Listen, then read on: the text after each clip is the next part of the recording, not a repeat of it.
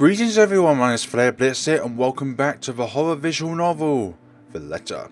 Let's talk about her cat, okay? I'll keep my tone cordial and warm. I'm actually surprised you have a cat, miss. And why exactly is that? There are a lot of people who have their own pets. That's gone down a lot. Mate, that's a bad choice. No, we'll continue this path. Yeah, but I'm not a black one. I'm amazed you're taking care of one.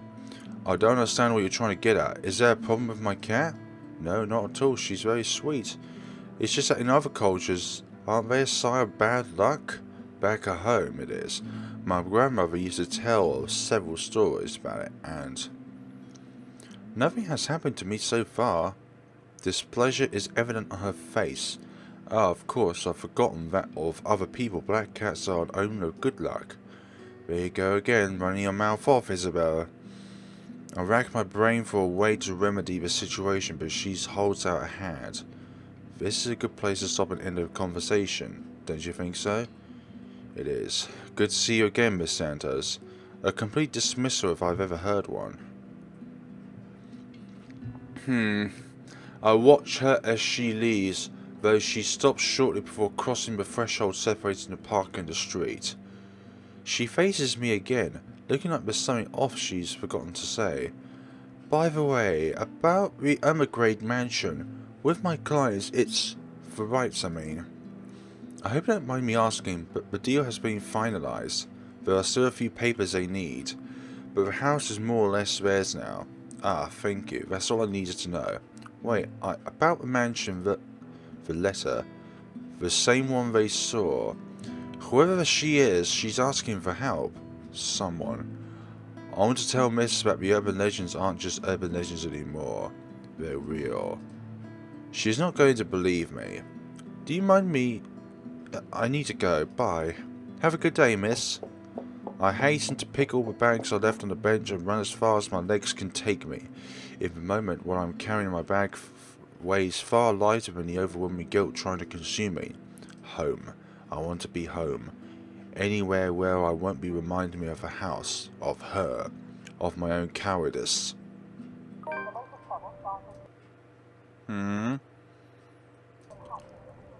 Pity. While looking after a lost cat, Isabella Santos met the interior designer Marilyn McClure by chance. She also happened to be the cat's owner. The two were seen having small talk before Isabella abruptly left. A pity. One would think that someone who has been on a continuous binge of instant noodles will find a home-cooked meal like this enjoyable, but it isn't. Hunger isn't what is goring me at me tonight, neither are my sore muscles. Now, I do notice that the TV was on at the other times. Maybe there should be a case where the TV turns off when it's actually not on. It's hard when the thing you keep trying to forget keeps returning to the forefront of your brain. It distracts you, eats at you, devours you. I wish this would stop. I wish I wasn't the one who picked it up. I wish it was somebody else. In other local news, a woman was found dead in her home yesterday evening. Luxburn police officials are currently investigating the crime scene, but has classified the case was as homicide. The victim, identified as Rose Palmer Cooper, 33 years old, working as a real.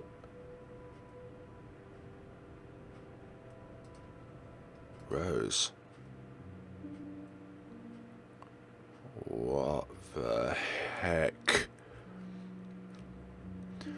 Discovered lying in a pool of blood in her two-bedroom flat with the words "help me" repeatedly written on the walls. This isn't what I want. Isn't supposed to happen. None of this supposed to happen. Not one's supposed to die. Those are just stories, right? Legends.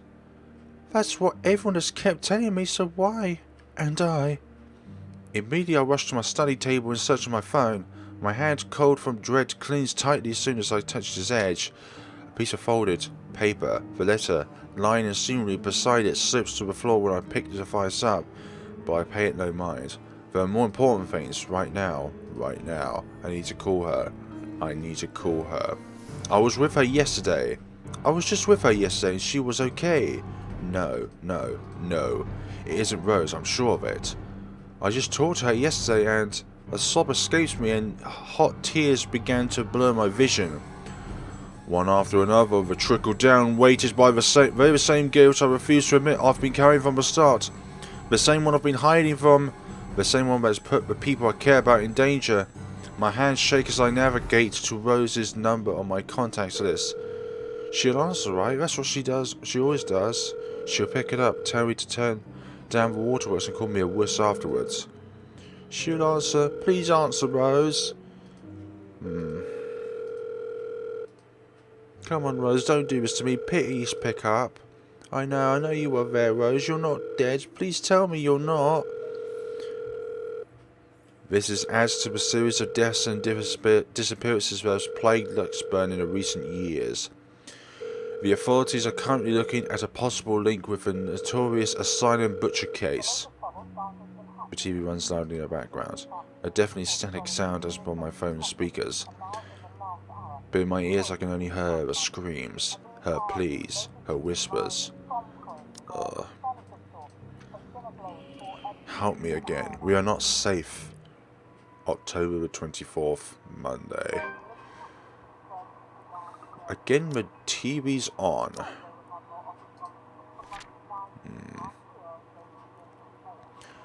News broke of Rose Cooper being found dead in her flat in the evening before. The authorities classified the crime as homicide, possibly linked to the notorious asylum butcher, a mysterious serial killer who had committed brutal murders over the years and left their bodies with his signature phrase, "Help me."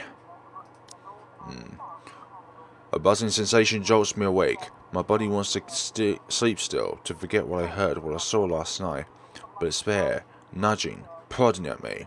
Slowly I become aware of how awkward my position is and the aches that accompanied sleeping in a curled up position the night before. If I've even slept at all, the memories are impossible to forget now that Rose is gone. They say it's easier when you say it out loud. Instead, the words weigh heavier on me each time. She's gone. Gone because of me. Gone because of one letter I was too curious to look at. I should have been more careful. I should have just kept my mouth shut. I should have destroyed it before anyone else had gotten involved. I should have. The notification light on my laptop blinks intensely, mockingly.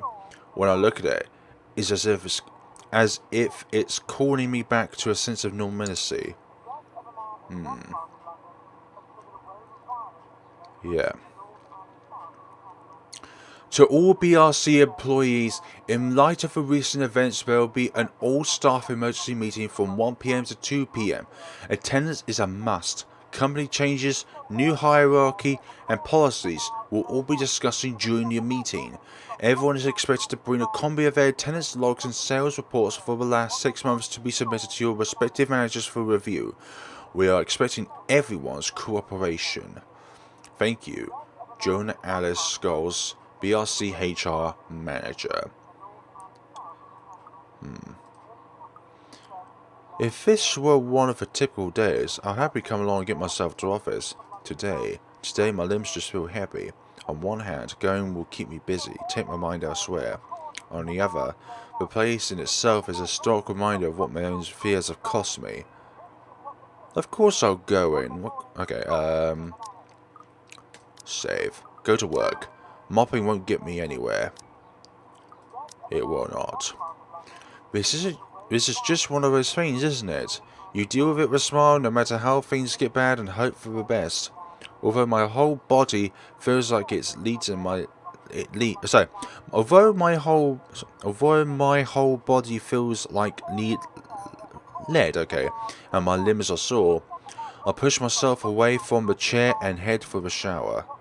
The letter I dropped on the floor last night flutters open as I pass by, unfolding for no one else but me to see.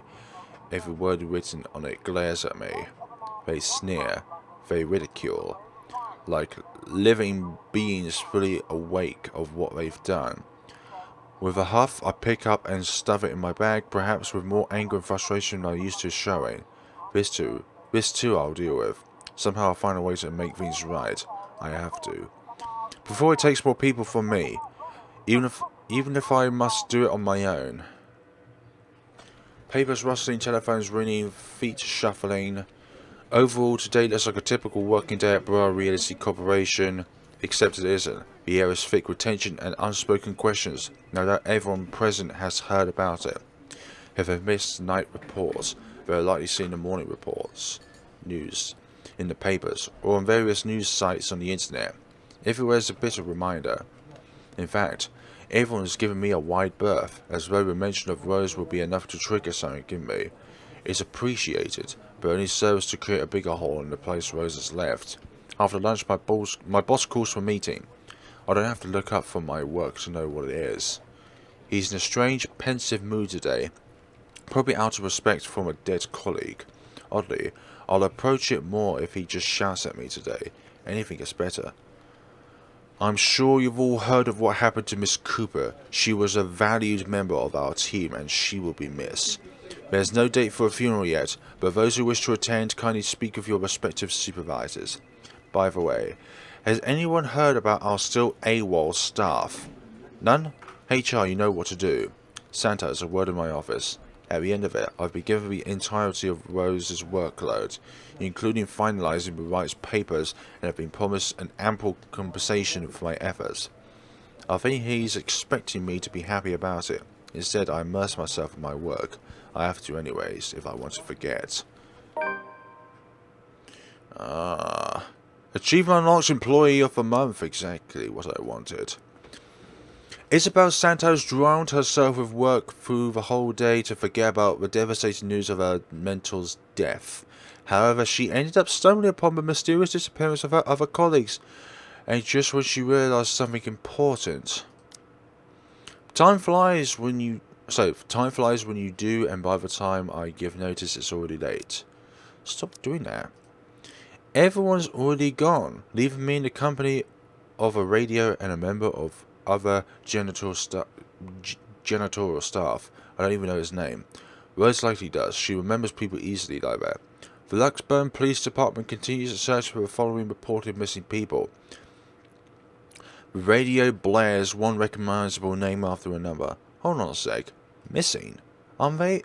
Still, I've got to check. Frantic, I turn back to my desktop. The loud tapping of my fingers against the keys fills the office of the better part of my shift. As I look through everything, the background about the place, its history from the current owners and list of employees hide under BRC. And I'm right, of course I am. BRC may have a lot of staff, they may have a lot of agents hiding under the company, but I remember those names anywhere. After all, they're also part of the crew who worked with us in preparing the mansion for the open house. That's then the letters. No, that can't be. I hope it's not what I'm thinking. But Roses... Something snaps into place in the friction of a moment. Those people, Rose, the letter. I need to... No, if it's like this, they still won't believe me. I have to make sure of it first. Evidence doesn't lie. That's what Ash often says, right? If I have proof, then maybe. I don't want to get my hopes up yet, but maybe there's still a way I can save them. The letter, my phone, papers, anything that would be useful. I'll grab all of them and stuff them in my bag. I can't stay here. There's something I need to do. There's something those people should. The noise cuts sharply through the room, stopping my hand short of cramming a pen into my bag. Hello, anyone there? Someone must have left their printer open again.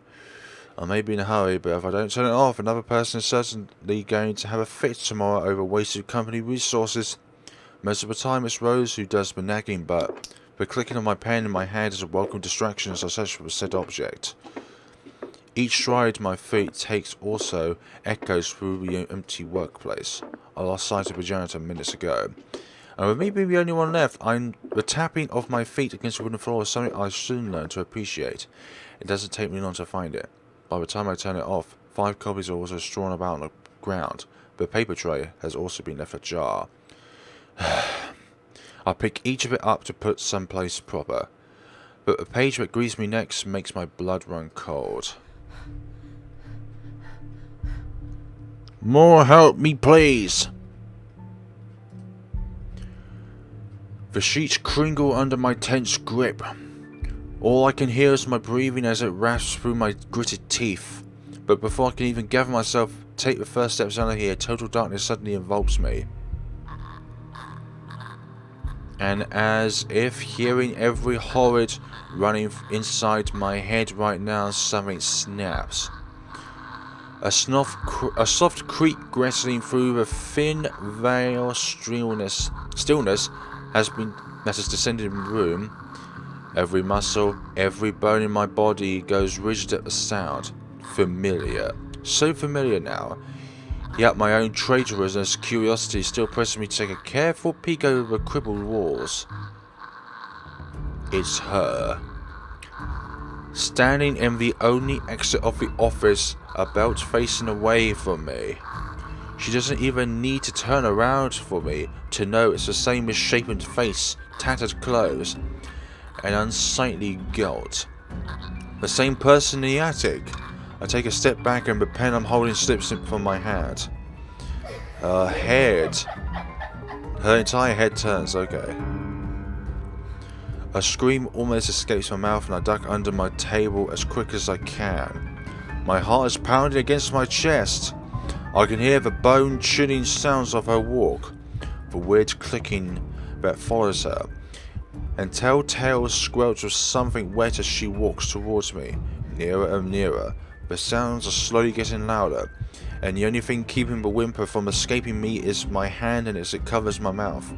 Someone please save me. Anyone.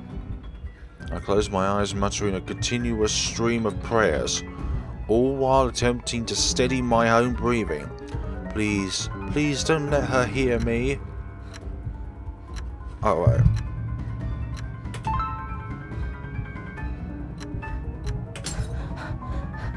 Damn it. Damn it, you've got to be kidding me.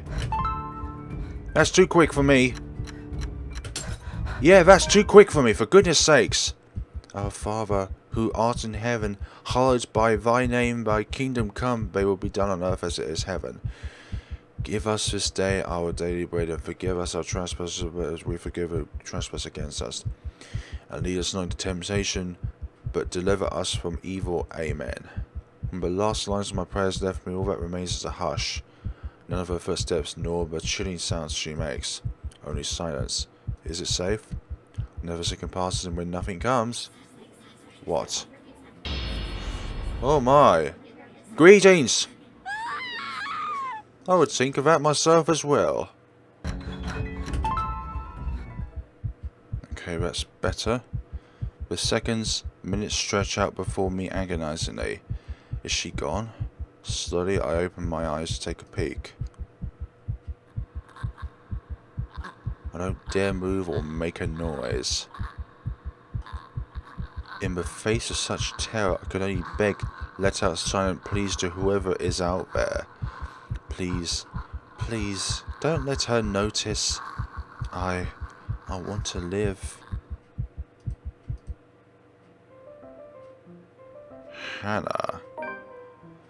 Oh, okay, so that in a nutshell is that. Hang on. Branching tree.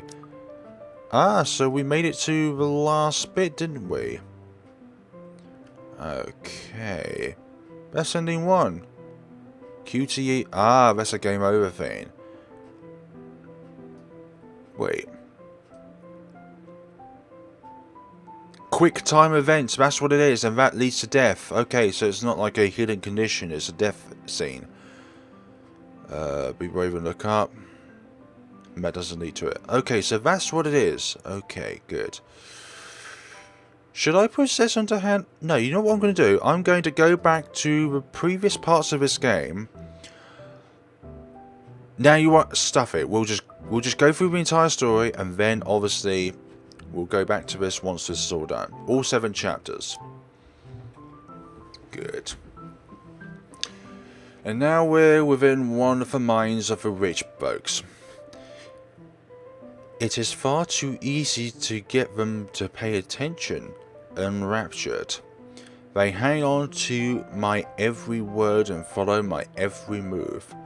All of it would be stifling had I not grown used to such stares. Most are respectful, some are hostile, if we are honest. And a few are downright inappropriate. After all, I am Hannah Wright. There's a moment of agitation as a familiar but less than welcome face approaches me with a suggestive smirk on his face. Of course, I have to keep a benevolent smile and greet him as I greet any good friend. After all, this man can turn heads, being famous is his own right. Officer Lee, what a pleasant surprise. I didn't think you have the time to attend tonight's party. He is more Luke's friend than mine, really. Am I quite sure I only invited his wife? Much like I am the only friends with the Chief Inspector because of Luke. Luke is only friends with Rosalie because of me. Unlike how I treated Lee, however, Luke never hid his animosity for the Lee Matrites. It was an odd sort of friendship where we would have awkward double dates. I don't even recall his first name. It started with an N, I think. I may be wrong. Aside from being Chief Inspector of Luxburn Police, his wife, Rosalie Nino Vaz, owns a General Electronics company. Fridges and freezers mostly. Oh. I always have time for my favourite society couple. May I say, you look positively ravishing tonight. I see the husband isn't with you. The way he eyes me up is enough to make my skin crawl. I just wish Luke is here to fend off the more unseemly of our peers. You know the ones. Men who are just a bit too friendly, staring too long at my assets and getting close just because my husband is not here. And to think he has the gall to do this at my own party, in my own house if I might add. But like any high society woman worth her salt, I know how to handle it with grace and dignity. I suppose you are looking pleasant as well? Luke's busy with work, unfortunately. Rosalie isn't here. A shame. I do hope he isn't causing you so much trouble. That husband of yours can be a bit daft sometimes, acting like he's still some young bachelor. The wife sends his regards and her apologies, but something came up with the door and she needed to attend to it, you know, being pregnant and all. We made small talk. Rather, I'm forced to do so, as he would not leave my side after finding his place here. Much to my chagrin, I have been extricated from the few who flock in hopes of flattery, for I can tolerate them far better than Lee. He is a nice enough person, and I adore his wife, who is obviously the brains behind the two. But there is something unsettling about him. I do not trust him as much as I want to. He regaled to me tales of the Luxburn Police Department, a different affair to the usual gossip I am privy to, and though I loathe to admit it, is interesting nonetheless. I expect the topic of business to die out quickly, which would be understandable enough due to the confidential nature of his work. But oh boy, was I wrong. So, wearing civvies, I steal and drive off with one of the police's mobiles right in the mirror. I see the new temp chasing on foot and screaming about theft. The look on his face was priceless when I parked in the garage. Oh my, you made him chase you all the way here for a prank. What did Rosahel had to say about that? Rosahel had a strange love and hate affair with Lee. He is a married man who did not grow up past his early 20s, judging by the way he acts. Surprisingly enough, they've been married for a good 20 years, a lifetime if you compare it to my marriage of 7 years with Luke. On the other hand, well, Luke is no Lee. I should be happy about that, I suppose. Who the hell's Lee? Okay. Although my darling did have his moments, the wife pulled my ear and gave me a good talking to, though. Besides, we live in a flat a block away, so it wasn't much of a grand chase. Weren't you living in a house near the countryside? Moved for work, you know, or you probably don't. No, I don't. But a flat in downtown, I suppose if that's what you like. Oh, it's horrid. Hate the tiny place, no matter how convenient it can be for work. 45 square yards are not enough when you need to get away from the wife. I wouldn't mind a place far away from the city. Even started looking at the ads. I spied an interesting lot actually. Heard it was finally put up for sale. That something mansion, you know the one with all the ghost stories. I know what he's talking about. There are really only a few urban legends around here. It's sorry. The Ermengrade Mansion? That's the one. Though worthy of a keen it is, I'd buy it myself, but Zachery would only gripe if I brought it up to her. Not to mention all the expenses. A place like that would be a real fixer-up. You'll also have to find someone willing to work there with how superstitious people can be. If it becomes a problem, just hire someone who could do an exorcism. Actually, I do know of someone who could be up to the task. You remember the Luke Gates party at the Christchurch summer residence? Of course, it was an excellent soiree. Everyone was so classy too, such good taste. Oh, that place was a pig site, until they hired out this interior designer and they turned it into a bloody palace. Excuse me. Sorry.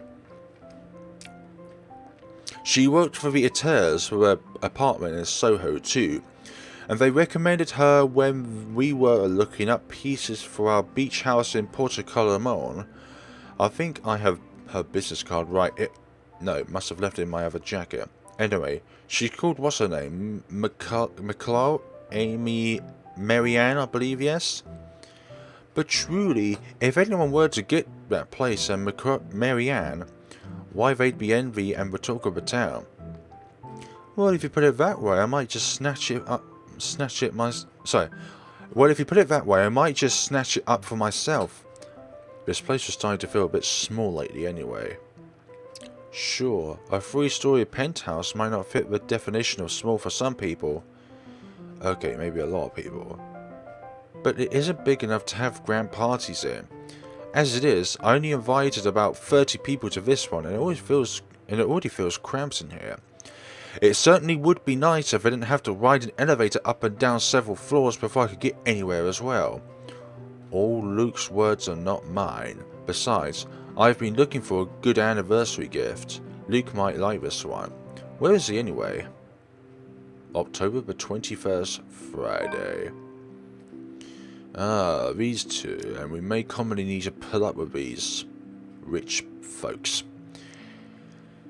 Hannah Wright threw a party in the penthouse of the Clatch, the city's most powerful we've seen, including Chief Inspector Harvey Lee of the Luxburn Police Department. From him, the solicitate heard of the Ermengrade Mansion upcoming open house and of the interior designer Marianne.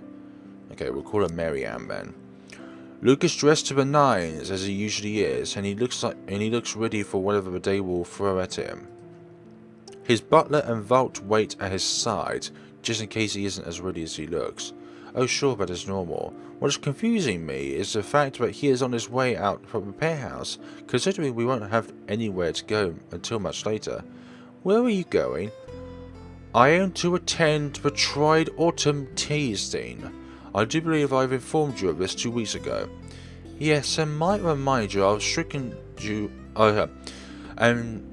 Yes, and might I remind you that I had that struck off your schedule because 1, the doctor told you to stop consuming so much alcohol, and 2, I informed you a few days ago about the open house we're going to attend to in this place. I've even found this marvellous interior designer, Marianne Cullow. It's a 3.5 drive to Cardiff. I don't have time for this. Okay, look, this is like that little party you throw all over again. You don't inform me of it, and you expect me to stay and be gracious host when I have business elsewhere? You know how I operate, Hannah. Unless this was penciled in, I'm sticking to my schedule. If I may intrude, but Madam is correct. Your physician did insist you moderate your drinking, unless you wish to incur acute pancreatitis. And you did have this open house penciled in last Wednesday morning. But I don't remember doing so. Well, you did. Well, very hungover, in fact. He did. Moaned about being too loud, but gave in after some pushing. Perhaps this was a bit too cool and manipulative of me, but... Whose side are you on? Come on, Luke. You promised we'd go we'd do whatever I wanted this weekend. Gordon Bennett, fine. I am giving this house tour of yours a chance. But if it proves to be a waste of time, I'm going to Cardiff and you're going to take a cab home. Are we clear? It's just a bit of a husband and wife tit for tat, isn't it? All couples have their arguments. Once the honeymoon phase is over, as they seem to call it, reality sets in that you and your partner might not always see eye to eye. Perhaps it's been for years. Controls. 7 of them is nothing to scoff at. I just cannot bloody believe I agreed to this. I was really looking forward to a tried tasting. Though sometimes, I think it's something a bit more than just simple disagreements, and I have to stop myself from wondering where we went wrong. There's always the tried Christmas tasting in Manchester next month, and that'll only be an hour and a half to drive. Have I been neglectful? Have I been offended? Have I acted shamefully? Yes, but Cardiff, certainly any problem can be discussed, as long as he doesn't turn me away. Well, there goes my good mood. Are you happy now, Hannah?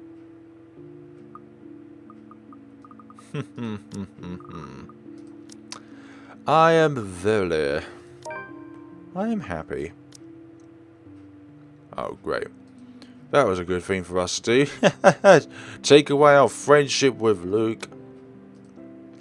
And I'm sure he will be too once he gets over this little upset. There's no point in aggravating him anymore, so I keep myself from commenting on the issue any further. A sweet smile and a bowed head, no need to provoke. This is how I cope. So when do we leave? Where are we even going? We're scheduled to leave after lunch for the Ermengrade Mansion. This Interlast is a Dutch name. It is that infamous mansion, ja. I have seen it from afar. It's a huge property, very beautiful if it wasn't left abandoned. Certainly a house befitting lords and ladies of the land. A house good enough for nobles, huh? Is it well known then? I guess that doesn't make it a total waste of time. Our old Seuss chief mentioned going there for Halloween last year. We have not seen him since. Not that I mind. He made terrible pumpkin soup. I smile even as they turn their backs to me. The ride to the mansion is quiet, with Luke having stared out the window the entire way, not paying attention to anything around him. Meanwhile, I am conflicted. I don't know if I should apologise for changing his plans in that, but by the time we arrive at the mansion and I see his eyes light up in genuine interest, apologising is the last thing on my mind. The whole affair with the Ermengrade Mansion is certainly an interesting experience. The place has been renovated and restored by the owners to what they claim to be acceptable standards. The mansion itself looks like something befitting a fairy tale or a period piece. It is tastefully decorated and, with a little bit of love and attention, I'm sure it can be a place Luke and I can call home. And the number of other prospective buyers that have come from the powerful and wealthy of Luxembourg certainly does not disappoint, marking this estate a prime property. For these are amongst the group who went with the Rose Woman, and I saw a few other noticeable faces that I did not really feel like mingling. Unfortunately for every one of them, the Wrights are interested in buying. Now we see Isabella as like a character for the first time in this form. What's been bugging my mind, however, is that Isabella, what's her problem? I still don't quite understand what is happening.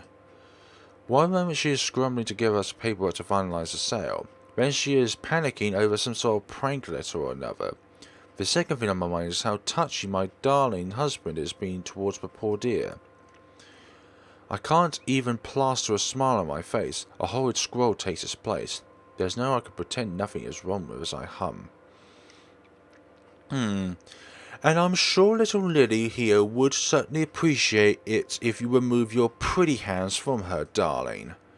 He is quick enough to detract his hat, which is all that the girl needs to, well, for a lack of a better word, escape. I think I need to step outside for a while. I'll be right back.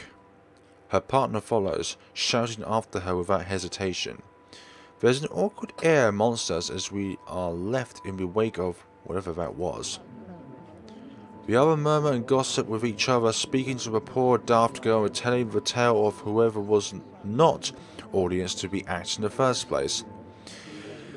It doesn't take too long for the Roman woman Rose to return and pull us aside in the study for, which I shall rightfully assume is damage control. Rose invites Marianne in too, hoping to apologise to her as well. But the woman refuses, saying she is not one of her clients anyway. That leaves myself, Rose and Luke, the last all too eager to make himself comfortable and in a study he's no doubt already claimed as his own. I can't apologise enough about what happened. Please forgive Isabel. She's been under a lot of pressure lately. She's young and all those rumours about this being haunted just goes to her head. And it must be this terrible heat too. Not a drop of rain for days now. Oh, it's fine. The poor girl must feel so embarrassed about what just happened. But I must say, let bygones be bygones after all. She's only a child. She looks, what, 19? I shoot Luke an accusing look at these words. After all, he tried flirting with the girl. The nerve of him. And not only the Isabel girl, but also Marianne and Rose too. What kind of husband would think that it's even a remotely good idea to make moves on 3 different women while his wife stands there? Did he drink when I wasn't looking? She's a bit older than that. But again, I apologise. If there's any way I can make up for what just happened, just... I know what you could do being a darling flower and get one of those bottles you plan to serve. Pop it open. We were planning on serving some champagne. I can get that. That would be lovely. Much obliged, sorry. Do you want a glass as well, Miss Ray? Oh no, I'm fine. I really shouldn't be drinking right now. And Luke shouldn't be either. But right now, I am just too tired for any sort of argument. I don't have the heart to scold him in public as well. I am certainly not his mother. I just want to get this horrid day done with. Go home and sleep.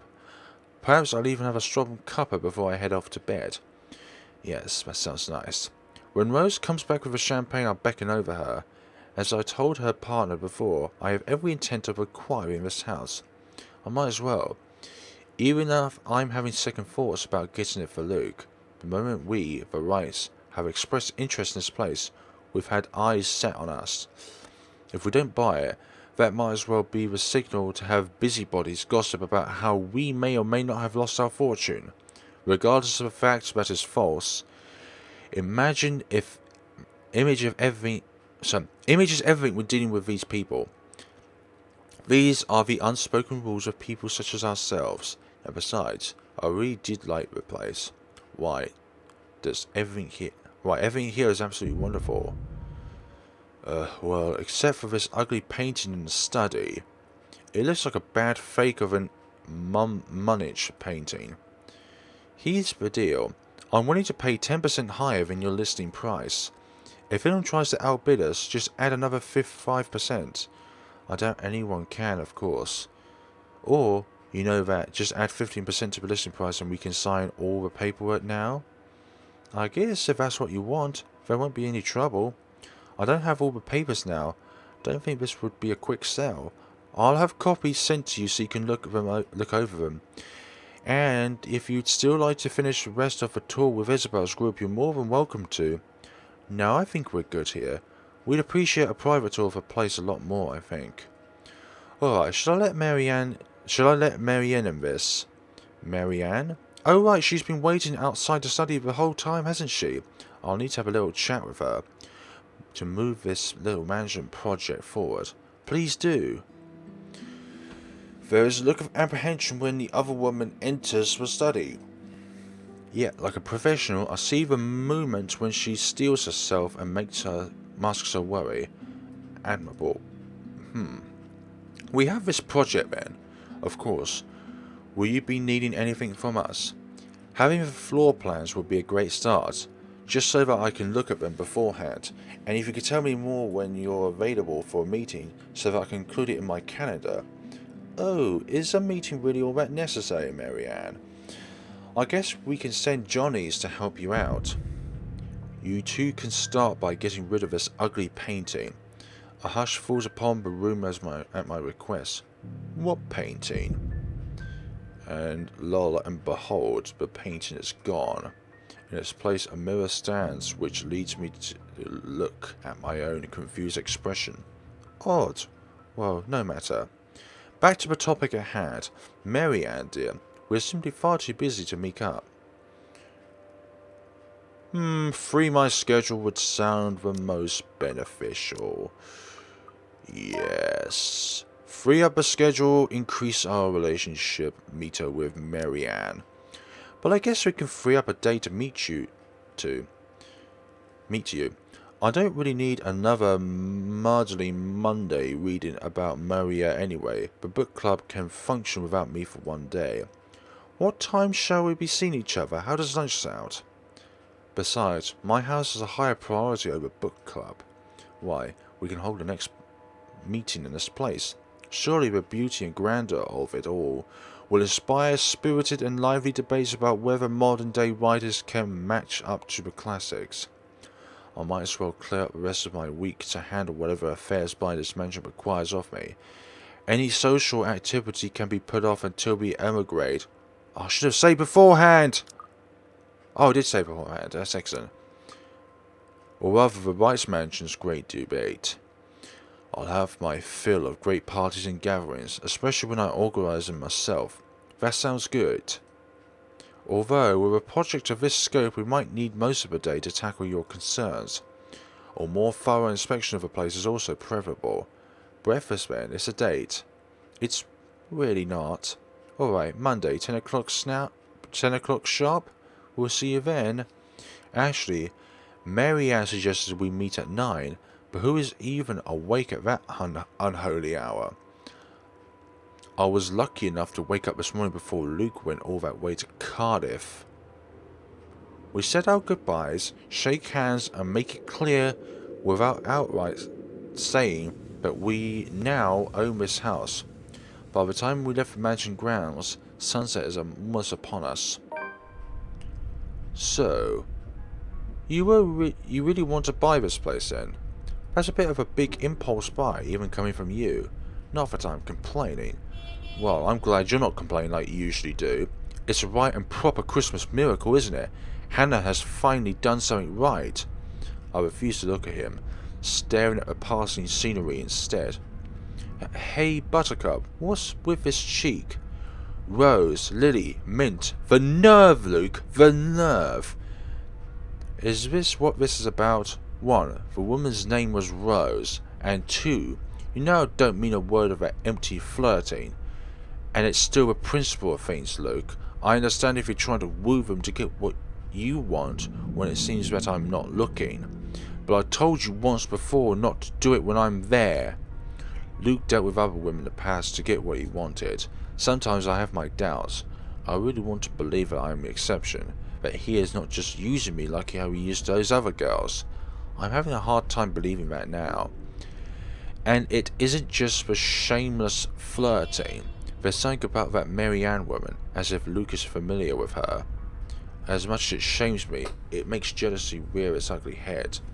I am, suffice to say, it ticked off. Really? I forfeit my trip to Cardiff for this, and you're still not happy? Oh, trust me, Luke, I am very happy, very happy. For once, we are doing something that I want. Can you not see this smile on my face? It is only when I let loose these words that the truth hits me like a slap on the face. And by the looks of it, it seems to have the same effect on my dear darling husband. It has always been Luke wants to do this and Luke wants to do that, hasn't it? I don't even remember last trip we went to which was my own choosing, without needing to get this man's approval. On the other hand, I was pulled along to every single expedition he wished to tackle, and I never objected. but the rest of the ride home is spent ignoring each other, pretending that the other doesn't exist. Arriving at our penthouse, my first order of business is to get to bed. Forget a hot bath and forget to bed. I just want to bury myself in blankets and forget everything in my slumber. It seems that Luke has the same idea in mind as he tags along behind me. But this is something I will not allow the moment I pass through the door. Out. What the bloody hell, woman? This is my bedroom too. Luke stands flabbergasted as I deny him entry into our chambers. His pillows lie on the cold, tilted floor away from the warmth of our soft down bed, and my gaze promises him the same fate if he did not budge on this matter. Do not even try to argue, because I am very cross with you, Luke Wright. You can take the second bedroom or the guest room, if you wish, but I do not want to see you at all for the rest of the night. Jonas! Our butler wanders over, a curious expression on his face. He doesn't quite hurry, moving at a relaxed pace no matter how angry his master sounded. No, you are not allowed to sleep in my room, sir. That's not what I meant. Help me talk sense into her. There is no sense in questioning her right now to be angry, sir. So if I may be excused, I'll go prepare the second bedroom for you. I have to keep a straight face as he stomps away in defeat. Mutiny. This is mutiny. The system has been upturned, and the people are rioting, and everything is left asunder. It isn't every day that Luke is rendered speechless by something he considers inferior, or to yield to another authority without an ulterior motive. His pride just won't allow it, until you keep telling the man to treat his people better. He may throw whatever fits he wants, but he will not get his way tonight. Victorious, I celebrate by jumping face first into our bed. Undignified, yes, but nobody is here to judge me anyway, right? Nobody is here to tell me what to do. Yes, as I succumb to sleep, I can hear them whispering to me.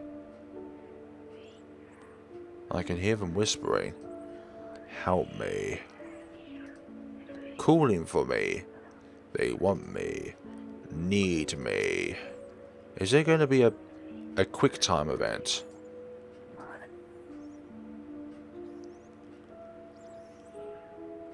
No, actually one quick time event, but it's not going to be there just yet. Free up my schedule. This one would obviously lead down to this way. Need me. They drown me, pull me down and suffocate me in the embrace until I sink to the bottom. A deep abyss awaits, inviting yet forbidding. They calling to me from in there, aren't they? And I do what to help. But I do. But when I try to reach out, something pulls me back like a hook sinking itself into my stomach. Shut the bloody thing. And I break through the surface with a gasp. Alone in bed and without Luke to hog the covers, I am swathed in cloth and slicked with sweat. It takes me a while to untangle myself and kick them all off. Both the bed and I are a right mess by the end of it all. But I am more than eager to just get up and go out for some fresh air. October the 26th, Wednesday. Excellent. 17th. Nothing on the 18th though. Skip a few days.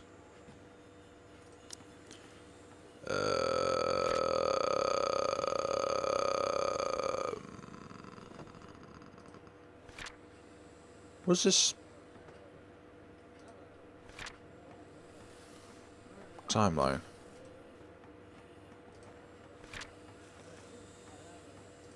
Well, if this wasn't updated at all, I've got some catching up to do actually.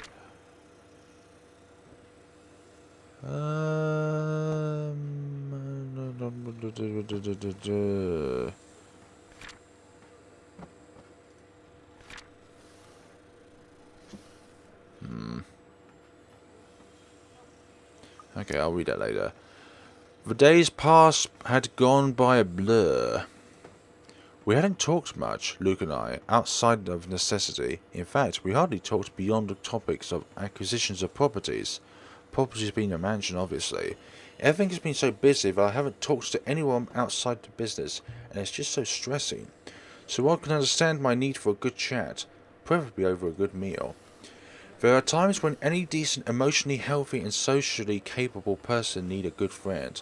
One who would talk to them without a conversation degrading or turning into an argument, or bearing a nearby friend. I have an interior designer under a confidentiality agreement to listen to me. Up, higher, come on now. The place is bustling with movers, carrying furnishings here and there, along with several trunks of personal belongings taken from our penthouse. I can hear Luke barking at them in the other room, making sure nothing is handled carelessly or gets stolen. Careful now. I know your pictures are framed by cheap plastic, but those are framed by African blackwood and are one-of-a-kind commissioned paintings.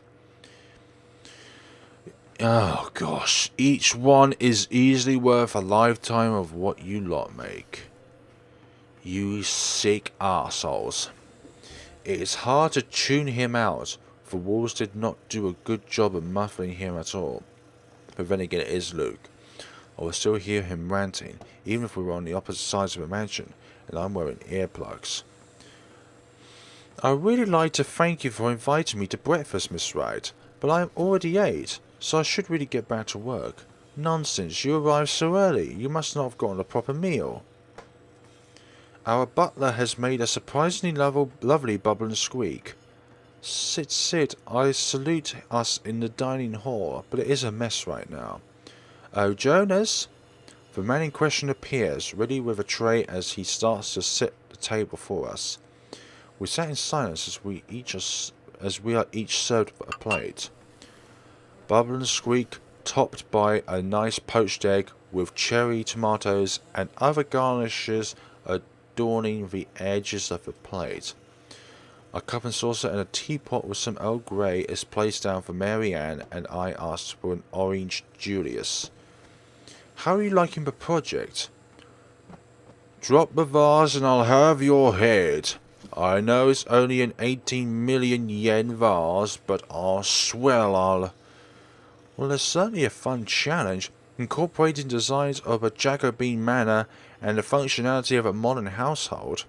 I have ideas I would like to suggest, by the way, about what to use the second bedroom for. I have been informed of your goddaughter and thought a kid-friendly room might be in order. You read my mind. I was actually going to bring that up. Oh, that would be so lovely, Mary Ann. That way Carl can bring her friends over as well.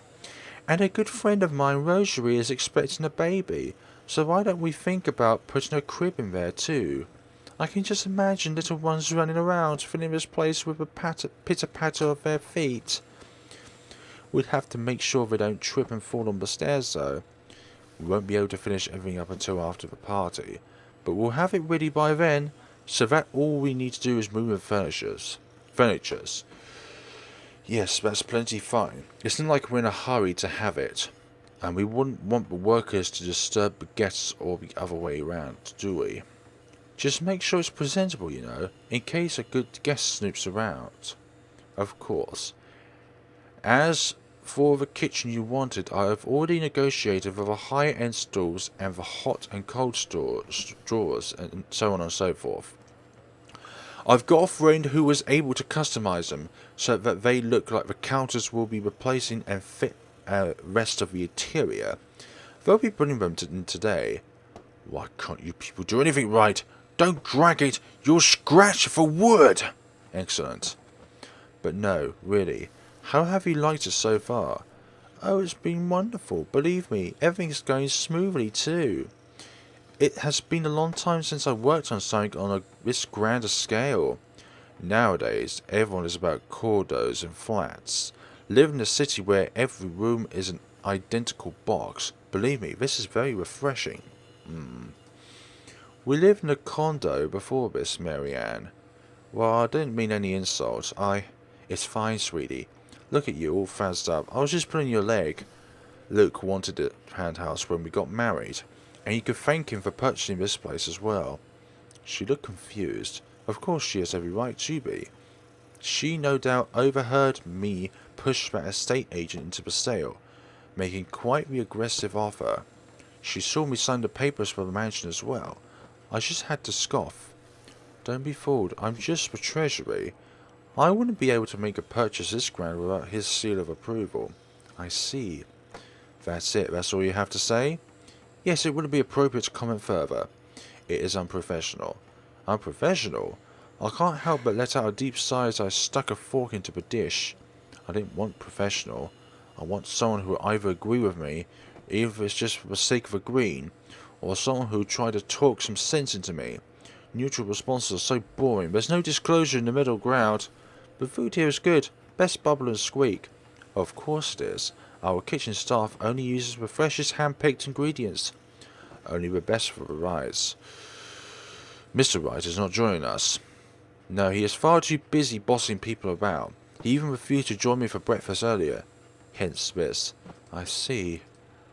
My apologies. I really don't know what sort of response you expect to get from me.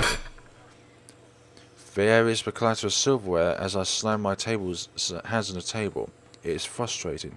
I am frustrated. At Luke mostly. But Mary Ann's neutral, professional answer certainly irksome as well. You're a human with feelings and opinions, aren't you? Don't give me this rubbish about being professional when we're having a nice friendly chat over a nice and friendly breakfast. I can only talk about interior designs for so long, and I detest one-sided conversations, Mary Ann. But I really don't know what to say, Miss Wright. We were talking of no topic in particular, and... Luke, we were talking about Luke.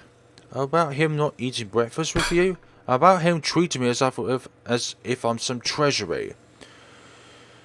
I don't realise that I shouted that out loud until it's too late. There is a stunned silence that settled before I slumped back into my seat. Hiding my face behind my hands, I can feel my shoulders shake. I told myself, calm down, but it's just so hard. Honestly, sometimes I feel like he doesn't love me anymore. Oh, have I been so blind? Does he ever love me at all? Was our marriage all for the sake of saving his company and his wealth? Because? Did I say all that out loud again? No, this is bad and unacceptable. It has been rumored before, the real reason of our engagement, but if anyone out were to know all this... Marriages of necessity to carry on political and financial power used to be a common thing, but the Evans Wright union is the perfect happily ever after. Was supposed to be. If it's true that we first met each other in order to discuss dealings, to make the then falling Wright Enterprise a subsidiary for Evans Incorporated. But I do remember being in love with him, and there were times when he said he loved me back, even if I'm not sure of what the truth is now. Either way, I do not want the Wright name or the Evans name dragged through the mud because of a slip-up.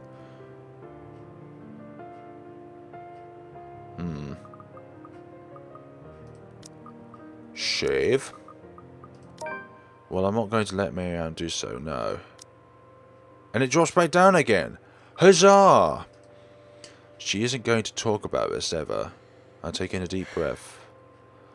I've always been the maternally of Luke and I, and many have seen my dear darling husband get angry before.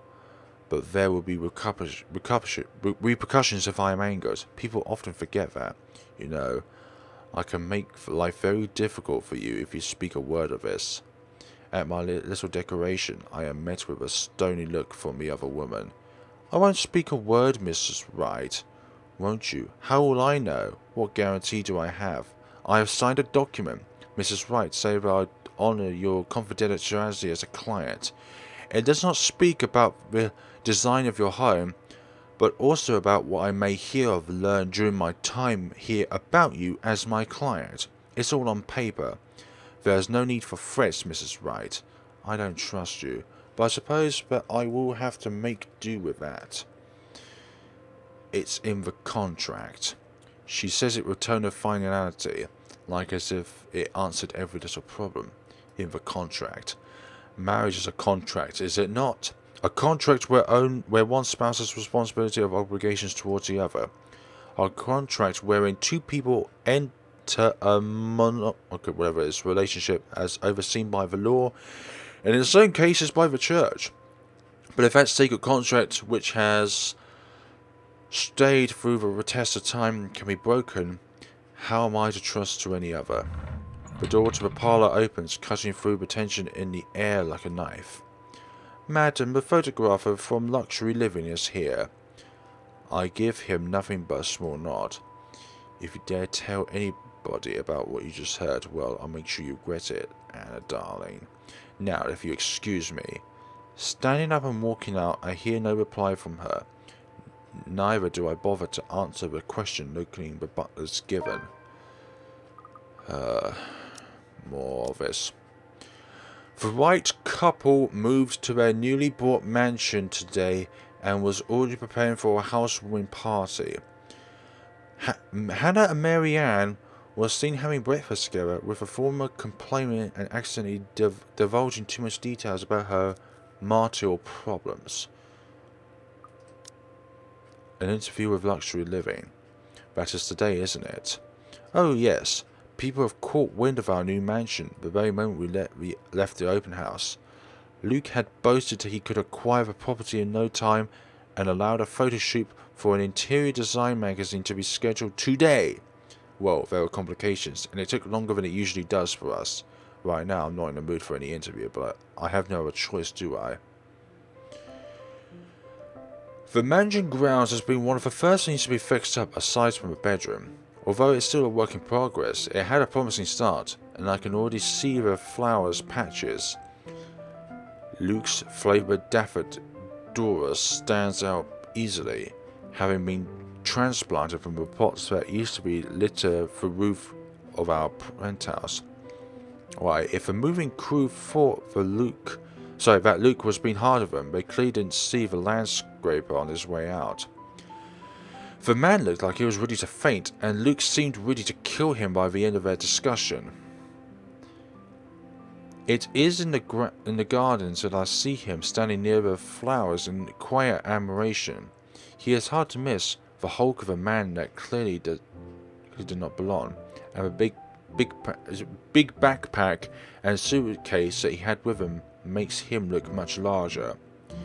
It is a peculiar sight, seeing someone who looks like he does handling little delicate things with such care. He looks up from the gardens and does a double take before a friendly face replaces his serene expression. Whatever quarrel I had with Marianne, Luke, or anyone else is left forgotten as I put on a cordial face. Miss Wright here? Hi, Zachery Steele here, for Luxury Living, madam. Hope you weren't waiting too long. But it looks like you're still moving in, huh? Thought for a second that my calendar was wrong and I came here too early. You look familiar. Have we met? I have a very wide social circle, so everyone looks familiar at one point or another. But one would think I remember someone who stands out like him. Well, we're already that far into Hannah's story. Bloody heck. The struggle to recall must have been evident on my face as he quickly and kindly answers my question. I was with Isabella, your estate agent, when she had the house blessed. Oh yes, that's right. Small world, isn't it? Should have known you were Miss Wright, the one and only. Welcome to Mansion de Wright. And yes, we've been in the process of moving it as we were delayed, but it won't be a problem. They're just adding a few things here and there, but you should still be able to do your work. Where's the rest of your crew, Mr. Tilly? Zach is fine, please. Mr. Zach makes me feel like I'm a mascot for a cleaning product. Anyway, I'll be your one-man crew for today. Don't worry, be doing this gig for a while now. You must be quite the veteran to handle this on your own. We've had a full crew coming into our penthouse the last time we were covered in your magazine. Veteran?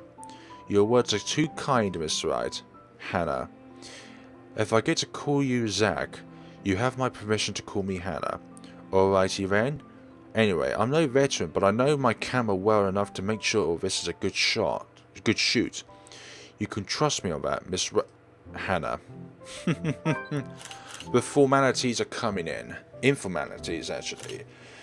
Zach proves quickly enough that I can, in fact, trust him. His skills with a camera and experience in the industry at the very least. He is kind and courteous, listening and following as I lead him around the house.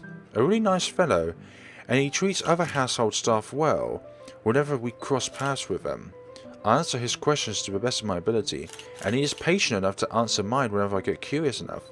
For one, I ask what the bags are for. They are quite the magician's toolkit, for inside he had procured several items to embroider the interior with. Bowls of fruit, lemons, trays with pepper mills, stacks of cookbooks, cutting boards, and glass canisters filled with colourful nuts and grains are brought in for a kitchen setting. For a bathroom there are white towels, seashells and decorative soaps. There are other things as well, too numerous to count, all in that large backpack and suitcase. Tricks of a trade softens up a room, makes a place feel more homely and fills it up with texture. But you guys probably have better stuff I can use for this. No lights? Don't tell me all these are just props. Well, I've got my tripod here. For things like these, natural light is best. Natural light is the best. I just have to set the shutter speed to a real slow setting, and as long as nothing steps into the shot, it will look great. Oh, it's better. We go through the rooms one at a time, although we first tackle the ones that the movers have no business in anymore. The ballroom needs little preparation with its grand design, although there is some trouble at first with the wide open space and the pictures being so backlit. It is in the kitchen where Zachery props come in handy, considering how Johnny's kept the place so neat and sterile, one could probably eat off the floor. We carry on touring the house room, we take pictures where we can, with exception to the rooms we have yet to gain any proper proposal design. Too bad I can't take a sneak peek at his photos yet. Funny enough, he is using a traditional camera I didn't even know films still existed. With the way he speaks, however, I can see that he knows enough about his craft that I am not too worried about blotched photographs. I imagine photography must be cathartic for him, judging by how at ease he looks while taking pictures. There are small snippets of conversation in between the clicking of the camera.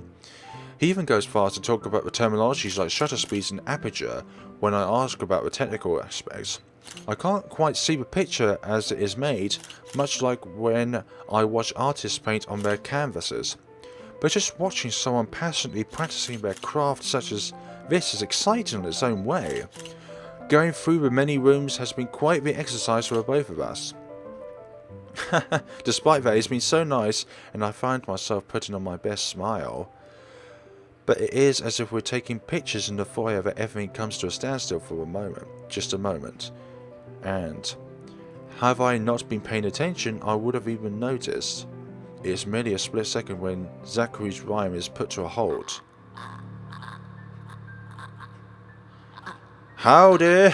Fingers doesn't move to release a shutter. Yet he also doesn't pull the camera away from his face, gaze still firmly fixed through the view behind her. His hands shake and there is a light sheen of sweat from his forehead. Zachery? No response. Zach, is something the matter? Lowering his camera, he blinks and stares at something behind me before shaking his head. Turning around though, I can see nothing but could have gotten his attention. There's nothing wrong, I just remembered something, that's all. Let's get back to the pictures. Can you move a bit more to the left, yeah? I struggled to respond this time. There's a sudden weight on my back and an indescribable tightness around my throat. Everything stops, and everything starts again as I manage to choke out. If you're sure... I don't know what just happened. It's probably just a dizzy spell. I'm fine. And he said he's fine. We continue at the same pace as before, although there is an unspoken agreement that we will not talk about what happened. So if this is a full-time job for you then? Nah, I'm just freelance mostly for magazines, newspapers and events. So you can't really recall it a full-time job. It's fun and it puts food on the table, but it's not what I really want to do. At least not all the time. What is it that you want to do then? Maybe I've been out of line, sticking my nose into other people's business, but I can't help but ask. I regret doing so, as I see his shoulders slump and the easygoing air he has fades away. He looks torn over whether he wants to talk about it or not. Films, documentaries mostly. But But cinematography is a lot more difficult than photography, right? I was working on this thing actually. What thing? Well, it's not really a big thing. People don't like block font very much. People don't like a film about colours? I suppose they would have liked block Bebley a lot more. Very funny. So, Grand Director, do you want to tell me what block font is about? He hesitates, but when I refuse to budge on the matter, he gives in and spills out. Dark blue, the darkest hours of the black British. He speaks with passion of one who has gone through the very matter he is concerned with. There is conviction, knowledge, and experience in his speech. Why, I would have told him that he is an amazing speaker, if only I wasn't so engrossed listening. Prejudice and discrimination in schools and in the workplace. Lesser chances for opportunity and higher chances of being treated like a criminal. He spoke of blacks and people of colour in general, still being treated like second-class citizens. All because of the colour of their skin. It's all just positively riveting and sad. It comes to a point where he soon loses steam, and he looks abashed, realising what he had just done. Sorry, I just got carried away, and it's fine. It is really so fascinating to watch people talk about their passion after all. You should see how your eyes light up when you speak so fiercely. You do have very beautiful eyes. Thanks, I guess. I want to say that I understand where he's coming from, but I really don't, do I? I was born with a silver spoon in my mouth, and I lived a charmed life. It hasn't been perfect, but the difficulties I've been through pale in comparison to what others experience on a daily basis. I certainly don't know how I would be fared if it were any different. Would I still have met Luke, and would he still love me if it were any lesser? What was your home like? These things you talk about, it sounds like you've... Well, I don't mean to pry, I mean.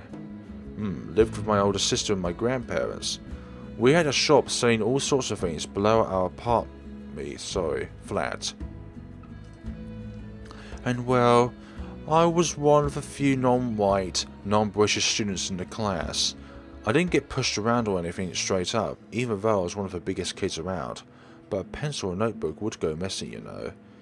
Oh, that I know. Children can be so cruel at times. Of course, it may be a slightly different story when you have personal guards and the stolen item is not a pencil but an expensive heirloom. So what about you? How are you liking your new house? It's pretty impressive. It's nice, I suppose. You suppose? Not big enough? What? No, don't be a bully. It's just that... I understand if you don't want to talk about it. I was a little girl all dolled up and dressed like fragile porcelain, with nursemaids waiting to me hand and foot. All the material possessions anyone could ever want, I could ask for on a whim, and it would be handed to me just like that. But I barely saw my parents, just goodbye kisses in the morning before they went off to who knows where they needed to next. I saw them more often on a tally or in the papers than I ever did in person. I remember my old house. It was a lot like this one. Big walls and big halls, but nobody in it, really. Keep pressing that for some reason. It makes you think how alone you are. A passive mood overcomes us, and there's a moment where neither of us are sure how to go on from here. Things have gotten a bit too personal, yet it isn't wholly uncomfortable like it has been with friends with here. Sorry, I didn't read that properly. Well, that's normal, ain't it? You just moved here. You'll make a home out of it yet. He certainly makes it easy to believe that. My childhood house is a lot like this one.